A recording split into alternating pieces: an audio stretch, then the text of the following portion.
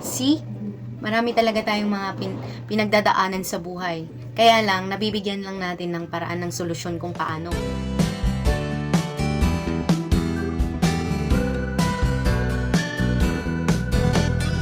Mamis, welcome back po sa aking YouTube channel. Sa mga ito po na subscribe, please subscribe my channel and click the bell button para lagi kayong updated sa mga video. For today's video mga mamis, pag-uusapan natin yung budget.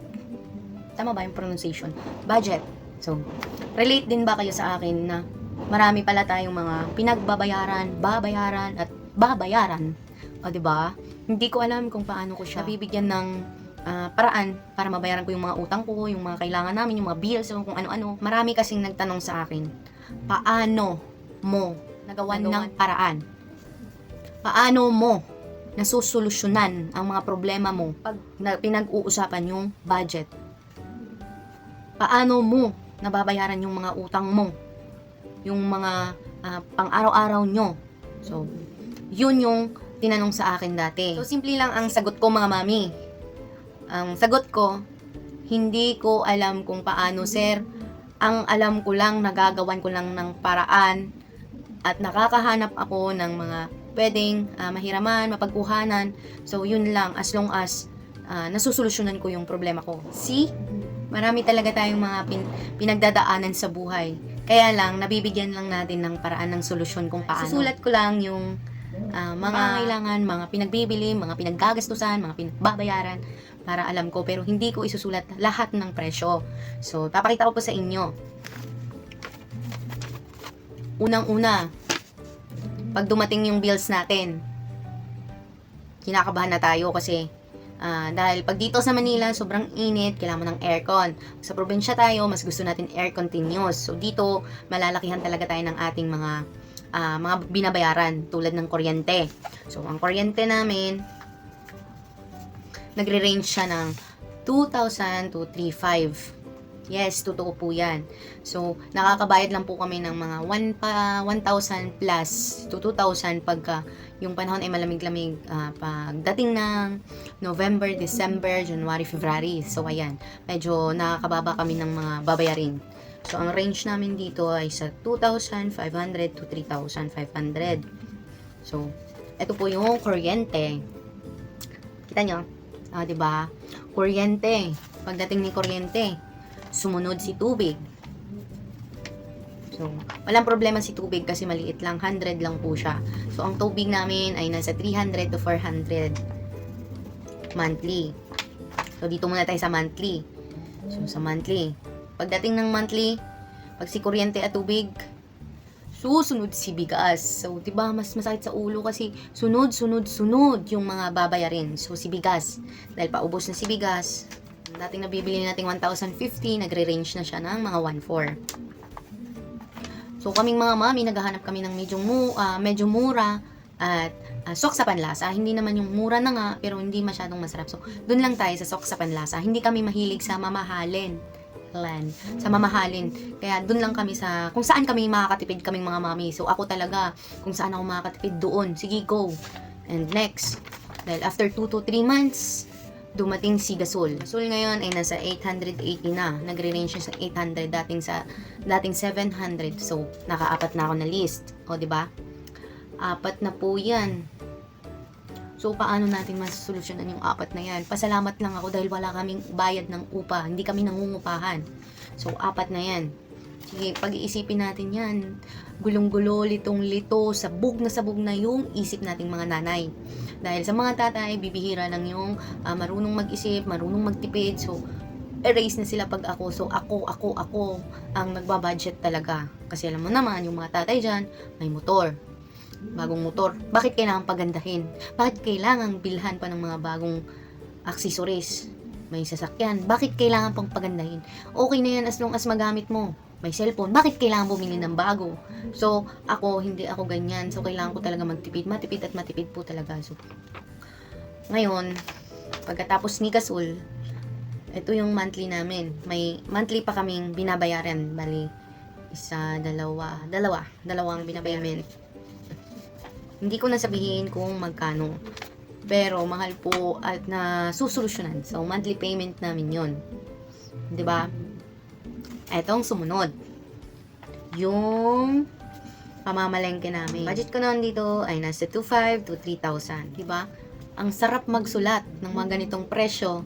Pero pag ito total mo, ito pala yung mga pangangailangan natin, buwan-buwan, araw-araw. So, yung pamamalengke namin, nagre-range siya ng ilang araw, 2 to 3 weeks po, pag hindi po siya maubos. Pero okay lang kasi makakatipid naman, 2,500 to 3,000, 2 to 3 weeks na po yun sa amin. So, andyan yung mga bata, malaki-laki na rin. So, kasyang-kasya naman po to sa amin. And next, iba pa yung sa pang snacks para sa mga bata, baon sa mga bata sa school. 2,000 po yung budget ko, minsan sumusobra. Tapos, yung groceries such as toiletries, mga dilata, mga stocks sa bahay. So, nagre-range to ng 10,000. Minsan, 10,000 lang kasi minsan 5 to 8,000. Depende na po sa nabibili ko. For almost 1 month, 2 months po namin stock. So, eto na yung list. Kung nakikita nyo. Sobrang dami na po talaga. So, ako, hindi po talaga ako nagmamanage o nagli-list. Mayroon akong isang listahan since 2020 yata yun. Dahil makakalimutin ako kaya minsan hindi ko naiilista. Yung may listahan ako, may mga resibo ako, naiipon ko yun. Nandun sa isang notebook ko kasi nandun sa bahay. Nandun sa isang notebook ko, grabe, matagal na yun, 2 years ago, 2020, 3 years.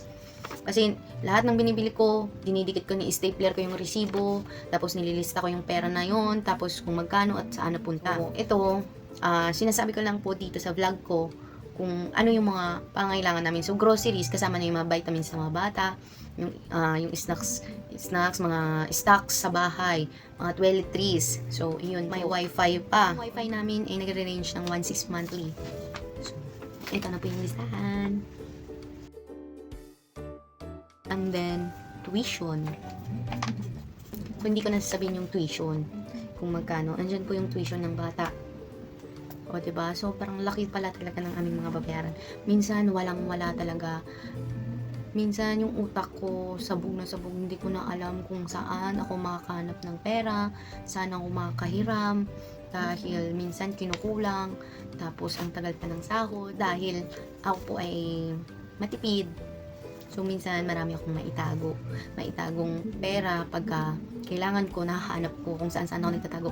Bakit? Sa ilalim ng damitan, o sa mga book, sa libro, sa envelope, ganun. Pagka naubos yung pera ko, yun, nangahalongkat ako, nakakahanap ako. Diba? Kaya, may miscellaneous naman akong hawak. Kahit ito ay kahit magkano yung miscellaneous na hawak ko pag may extra. Pag nauubusan, ayun. Pag nauubusan, doon ko kinukuha. Syempre, hindi kailangan na maubusan ka talaga. Pag nauubusan, ayun, nakukuha ko yung sa miscellaneous. Minsan, may time talaga, mami, na wala. So, 5 pesos, naghahanap pa ako ng barya. Yes, totoo po yung sinasabi ko. Naghahanap ako ng barya, makabulang ako ng 30, pambili ng tubig, isa pa yon. Dito sa amin, binibili yung tubig, pero dun sa probinsya namin, iniigib lang po namin sa spring. So, dito, 30 yung tubig. So, ilang araw namin yung tubig. 5 days, 4 to 5 days, ubos na. So, sa isang buwan, nakailang 30 ka. Tapos, di ba? Hindi ko alam kung bakit umabot sa punto na ganun. Siguro, sobrang peligro talaga dahil sa maraming babayarin at sobrang taas ng mga binabayaran at mga pagkain ngayon. Tumaas talaga sila. So, ayan, kung nakikita nyo sa itsura ko, sorry po dahil masyado lang talaga pong stress, pero kaya ko. Kinakaya ko dahil kailangan natin ng strong heart, strong mind. At lagi tayong manalangin, huwag pabayaan si God. Nandyan lagi siya sa isipan natin. Kasi pag wala siya, ano yung mangyayari sa isip natin? Nakakaisip ng masamang gagawin, di ba? Yes, naisip ko yan. Tinanong ko yung sarili ko. Paano pag nawala ako? Sino mag-aalaga ng anak ko? Maliliit pa. Kaya ang ginawa ko, hindi ako pwedeng mawala. Kasi kawawa yung mga anak ko. Saan sila pupunta? Sino mag-aalaga? So, yan yung laging nakatatak sa isipan ko. Kaya, lagi kong sinasabi, Lord, salamat Lord, dahil nandyan ka. So, wag po nating ibaliwala si God. Hindi man po ako pala simba, pero lagi po ako nananalangin, araw-araw, oras-oras. Kung saan man ako napadpad, thank you Lord, dahil binigyan niyo ako ng pagkakataon, binigyan niyo ako ng magandang buhay, binigyan niyo ako ng blessings, at binigyan niyo ako ng lakas ng loob, lakas ng isip. Kaya, mga mami, alam ko madiskarte kayo, tulad ko. Mga hindi natin kailangan, wag na lang nating bilhin, mag-ipon na lang tayo. Yes, ako po, hindi ako masyadong nabili sa sarili ko. Iniipon ko lang, inuuna ko yung mga anak ko, inuuna ko yung pagkain, yung pangangailangan namin, daily needs sa bahay. So, ganun po, dahil kailangan po talaga. Tayong mga mami, tayo talagang nagtitipid. Kung mayroong mga lalaki, siguro 2%. Tama po ba? So, mga mami dyan, mga mami, pag nagustuhan nyo po yung video nyo, mag-share po kayo sa akin kung paano nyo po minamanage yung pagbabudget nyo sa araw-araw, monthly, o kung ano-ano pa yung binabayaran. Kung ano yung paraan para mapadali, maganda yung pagmamanage natin sa ating pera, para alam ko po at mababasa ko rin yung comments nyo kung paano ang magandang way na hindi katulad ko, minsan di talaga akong, yes, ako ang humahawak pero wala akong listahan ng ganito ganyan. Kaya nagagalit yung asawa kasi makakalimutin na po talaga ako. Kailangan talaga ng listahan. Pero nagagawan at nagagawan ko ng paraan. So sa madiskarte lang po talaga. Kaya mga mami dyan, share your way kung paano. Kaya magtulungan po tayo, maging masino po tayo sa pera para mairaos natin yung ating pamilya. Hindi naman tayo kasi mayaman, kaya ganito talaga yung buhay natin. Kailangan natin maghanap buhay, kailangan nating magtipid para lang may panggastos tayo araw-araw. So, thank you for watching. Don't forget to subscribe, like, and share this video. At ito ang listahan ko. So, mga mami dyan mag-share po kayo sa akin. Huwag niyo pong kalimutan para naman po alam ko kung paano yung magandang way at magka-idea po ako. So, magpasalamat lang tayo kay Lord para hindi tayo makaisip ng masama. And thank you. God bless. Bye-bye. Yan, yung iba hindi ko sinulat pero mas marami pa po yan. So, mahirap na, hindi lang natin ilalagay. Baka sabihin mayaman, kahit hindi naman, mayaman sa utang, oo. And bye!